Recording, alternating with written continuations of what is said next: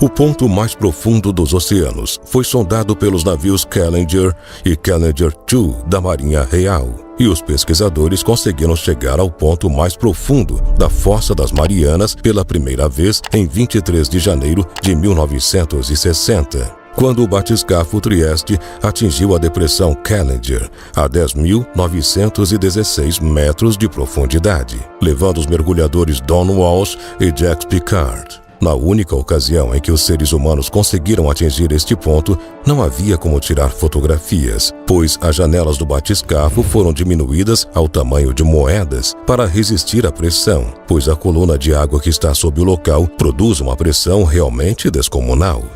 Imagine 50 aviões empilhados sobre seu corpo. Esta é a melhor maneira de ilustrar a pressão de 8 toneladas por centímetro quadrado. Por esse motivo, não existem registros visuais deste evento. Mas em 25 de março de 2012, o cineasta James Cameron desceu sozinho até o fundo da Fossa das Marianas num batiscafo, no âmbito da expedição Deep Sea Challenge. Foram 7 anos de trabalho para o cineasta empreender, em apenas 3 horas, uma descida aos 10.998 metros de profundidade. Na época, devido ao aperfeiçoamento da tecnologia, foi possível filmar o local com câmeras de alta resolução em 3D. Cameron esperava ainda, ao longo de 6 horas no fundo, recolher amostras deste lugar que é menos conhecido pela ciência do que a superfície do planeta Marte. Para você ter uma ideia da profundidade, o lugar mais profundo do oceano comportaria o Monte Everest inteiro e ainda sobrariam mais de 2 quilômetros de vazio. Então, o que aconteceria se detonassem a maior arma nuclear do mundo no local mais profundo do nosso planeta? De acordo com especialistas, o impacto seria bem menor em comparação ao que aconteceria se explodissem sob a superfície. Na verdade, esta não seria a primeira tentativa de explodir uma bomba nuclear debaixo d'água. Já houve diversas tentativas, mas nenhuma poderia se comparar com esta, pois a maioria dos testes envolveu pequenas bombas e águas rasas. Para conseguirmos desenvolver a ideia, vamos imaginar a explosão da Tsar Bomba. Com 58 megatons, ela foi a arma nuclear mais poderosa já detonada. A bomba foi testada em 30 de outubro de 1961 em Nova Zâmbia, uma ilha no Oceano Ártico.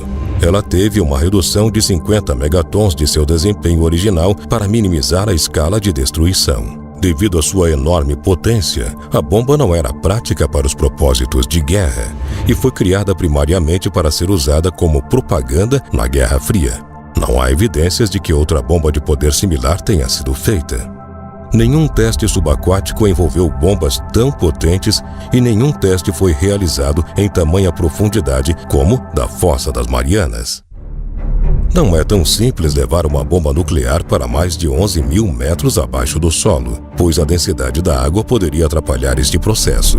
Para você ter uma ideia, se a bomba fosse simplesmente jogada nessa área, ela seria esmagada pela força da água, sem nem mesmo explodir. Ou seja, seria apenas mais um destroço, que acabaria no fundo do mar.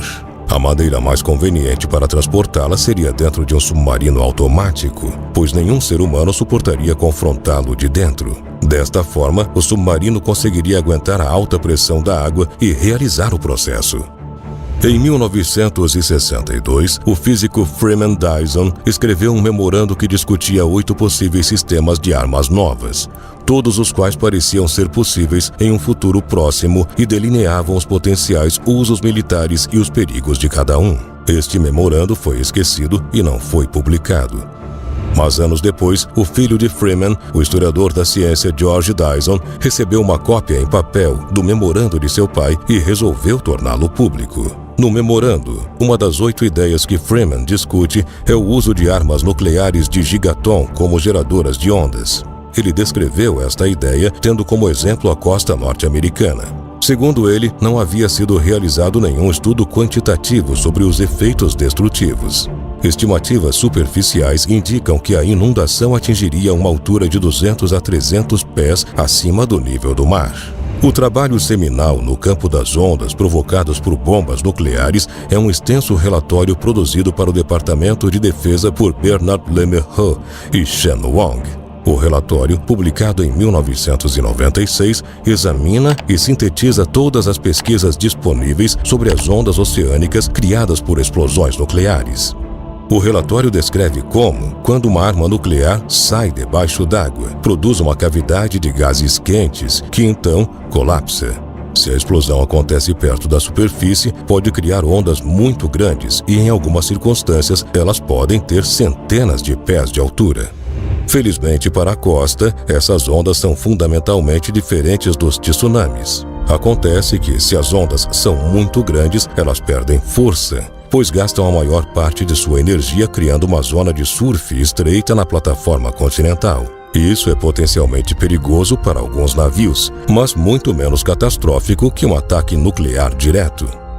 Quando chegassem à costa, as ondas seriam semelhantes a uma tempestade. Mas essas são ondas de uma explosão próxima da superfície. Mas agora, vamos partir para um lugar profundo, onde isso acontece de forma diferente.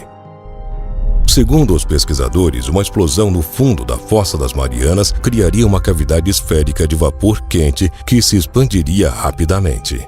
A bolha cresceria a cerca de 1 quilômetro em poucos segundos. A água, acima, aumentaria, embora apenas em uma grande área. Então, essa pressão de sobrecarga de água faria um colapso. Dentro de 12 segundos, a bolha encolheria para um tamanho mínimo e saltaria para trás, expandindo para fora outra vez. Ela passaria por 3 ou 4 ciclos desse colapso e expansão antes de se desintegrar. Com este resultado, nenhuma onda seria gerada.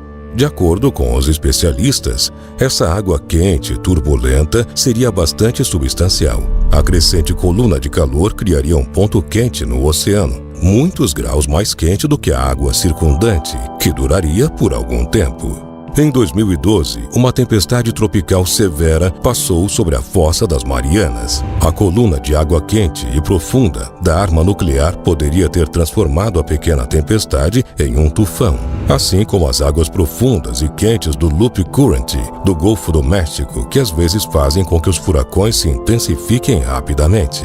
Além da energia calorífica da água, a tempestade poderia precipitar a explosão e fazer um redemoinho radioativo. Claro que esta é apenas uma suposição, pois na ausência da intervenção de um tufão, o efeito geral da bomba não seria tão dramático assim. Muito obrigado por ter assistido a este vídeo até o final. Se você gostou, deixa aí teu like, te inscreve no canal e clica no sininho de notificações. Um forte abraço para você e até o nosso próximo vídeo aqui no canal Muito Estranho.